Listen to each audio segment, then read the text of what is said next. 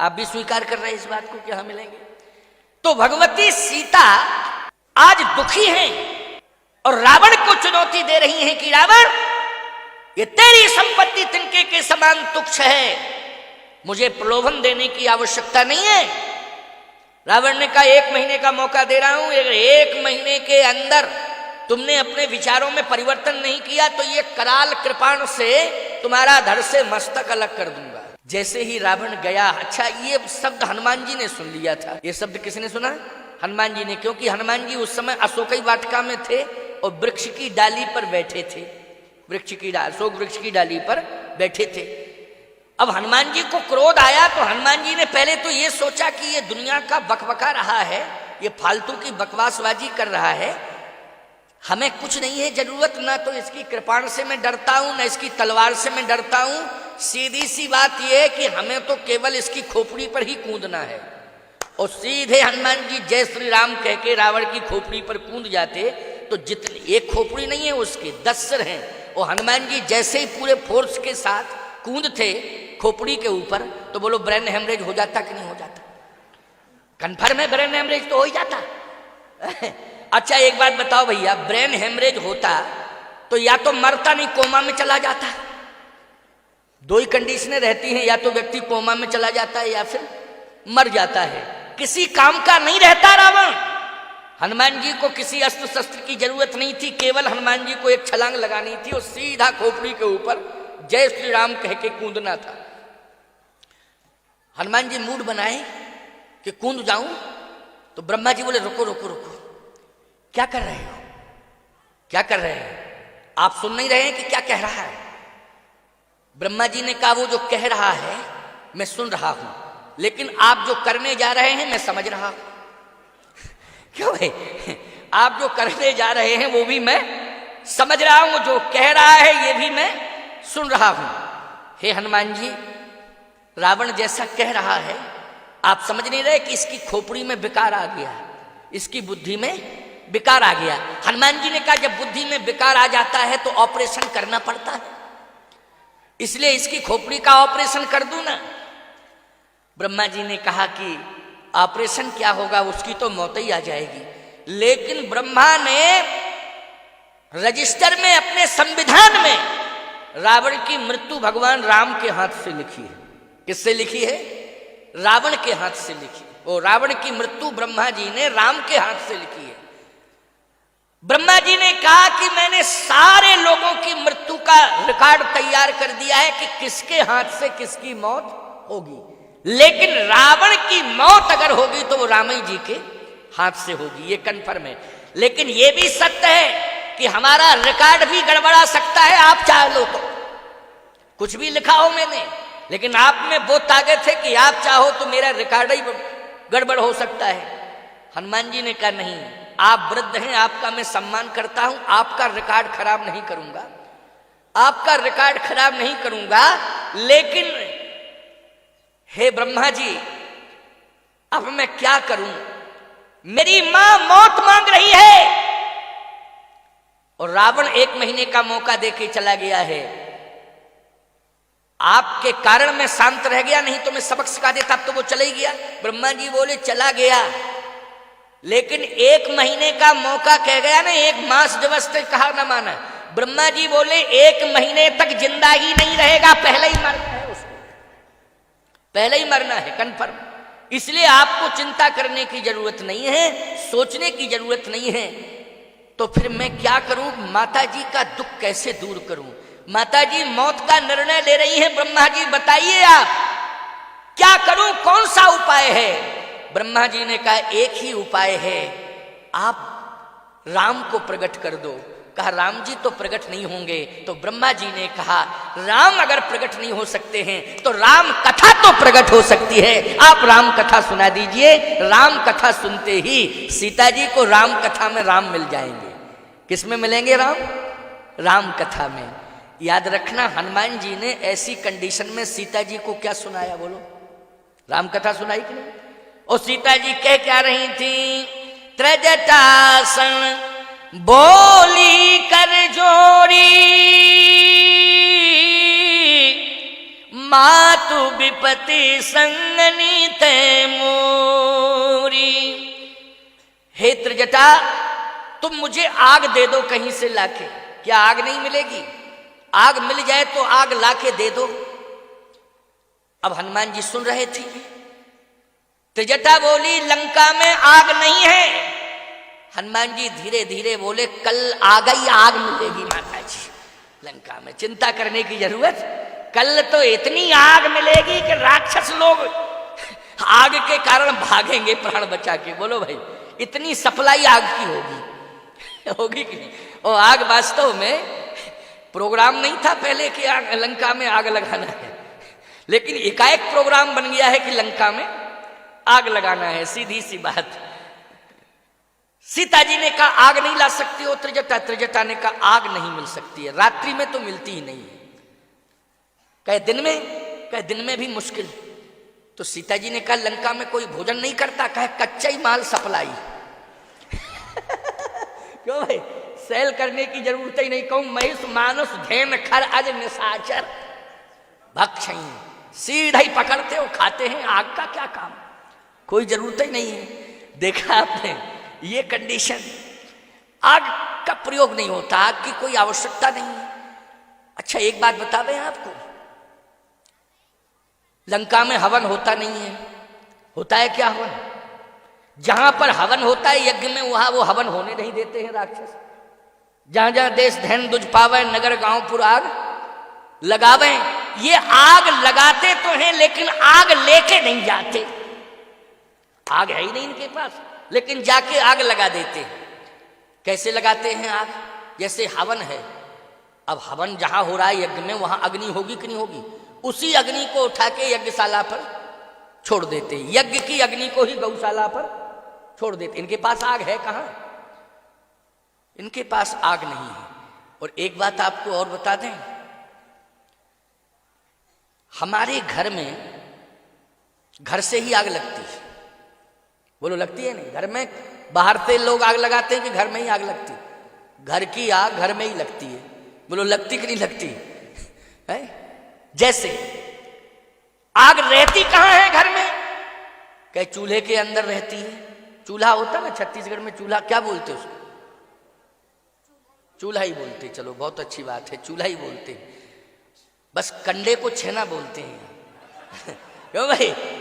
कंडे को यहाँ छेना बोलते हैं। जहां हम चित्रकूट से आए हैं वहां छेना नहीं बोला जाता है, वहां कंडा कहते हैं। लेकिन छत्तीसगढ़ में जब हम पहली बार आए थे तो हमें पता ही नहीं था कि छेना किसे कहते। एकादशी पड़ गई, बोले महाराज क्या खाओगे? तो हमारे यहाँ दूध को फाड़ के जो बनाया जाता है उसको, रसगुल्ले को छेना रसगुल्ला कहते हैं, व्हाइट कलर का। तो हमने कि हम तो छेना खाएंगे क्योंकि हम भी पहली बार आए थे। बहुत पुरानी बात बता रहे भैया, आप तो खैर सभी जगह कंडे जान गए हैं, लोग छेना भी जानते लेकिन कंडा भी जान गए। लेकिन उस समय कोई नहीं जानता था छत्तीसगढ़ में, छेना ही कहते थे, कंडा वंडा कोई कहते ही नहीं था। क्यों? यही बात है नहीं? सही बात तो यही है, छेना। तो अच्छा हम जानते नहीं थे कि यहाँ कंडे को छेना कहा जाता। कहे महाराज एकादशी है तो आप दूध लेंगे? दूध?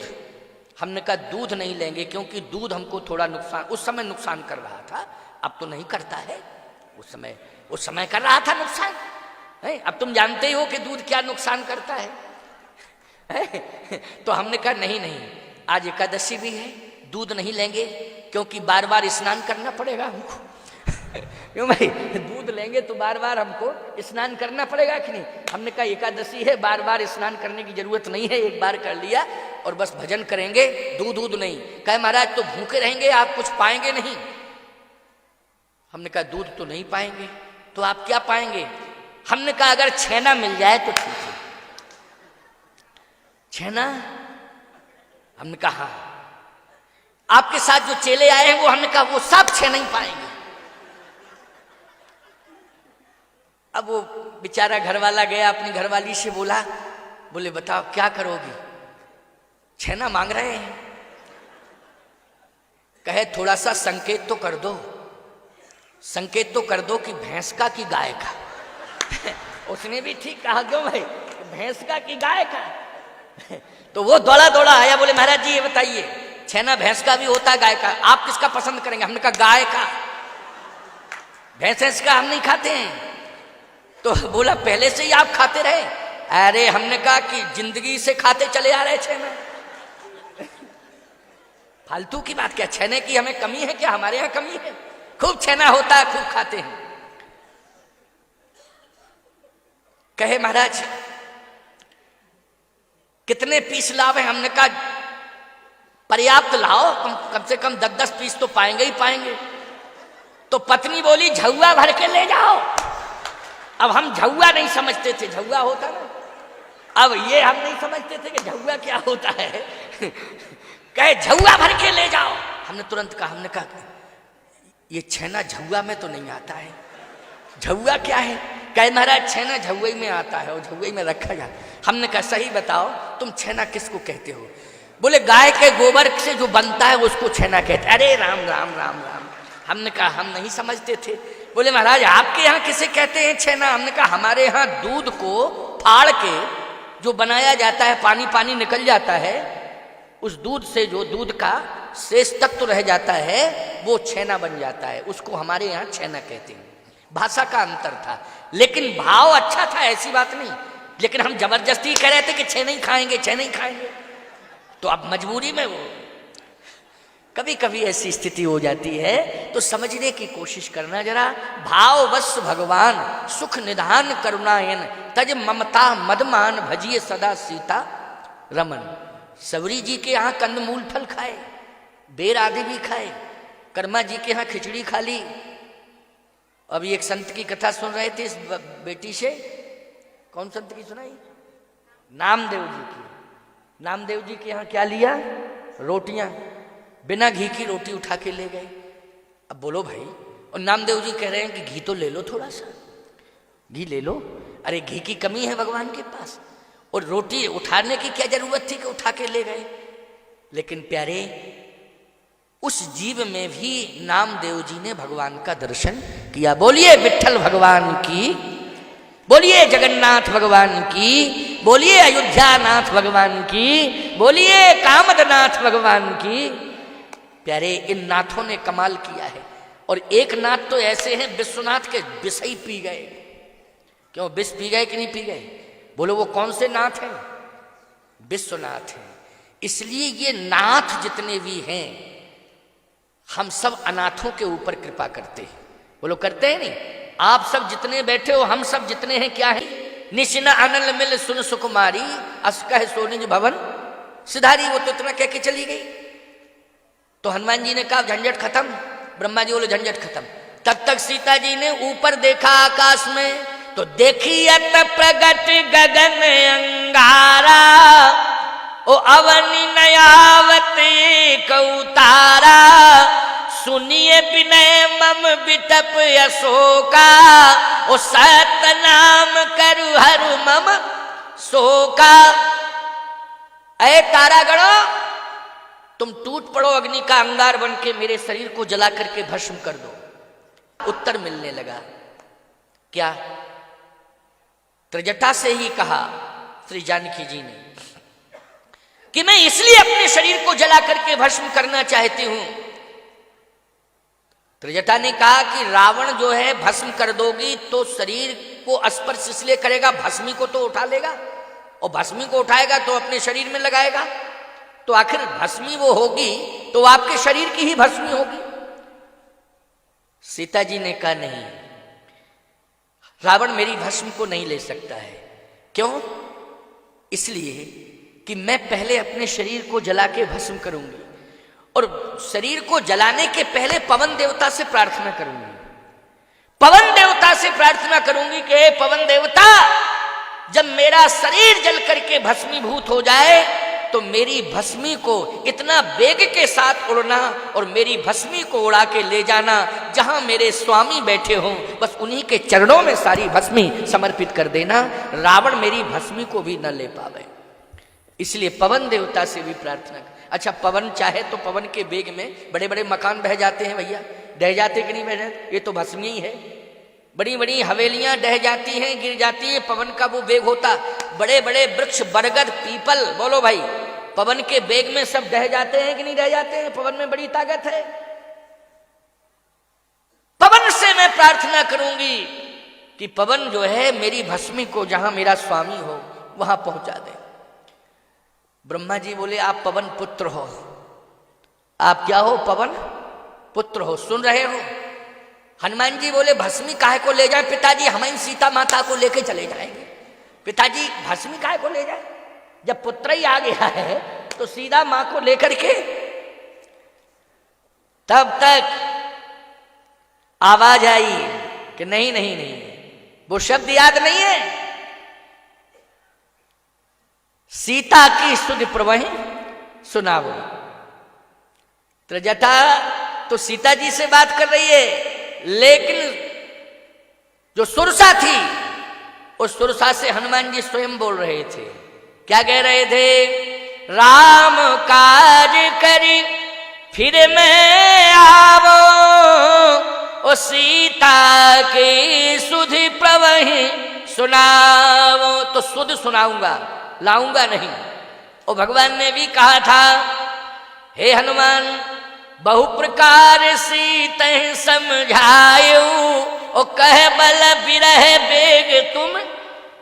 केवल चर्चा करनी है, सीता जी को लेके नहीं आना है। तो कंडीशन ये है कि मैं लेके भी नहीं जा सकता हूं। अब सोच रहे हैं हनुमान जी बैठे बैठे समाधान क्या है। सीता माता को ले जाना समाधान है, या अग्नि सीता माता के लिए समाधान है, या तारागण सीता माता के लिए समाधान है, या सीता माता के लिए हनुमान तुम सीता माता को लेकर के जाके प्रभु के हाथों में सौंप दो, ये समाधान है। ये सब समाधान नहीं है। समाधान क्या है? केवल कथा। बोलो समाधान क्या है? केवल कथा। आहा, सीता जी कह ही नहीं थी। अशोक से कहा कि तुम्हारा नाम अशोक है, तुम मेरा शोक दूर कर दो।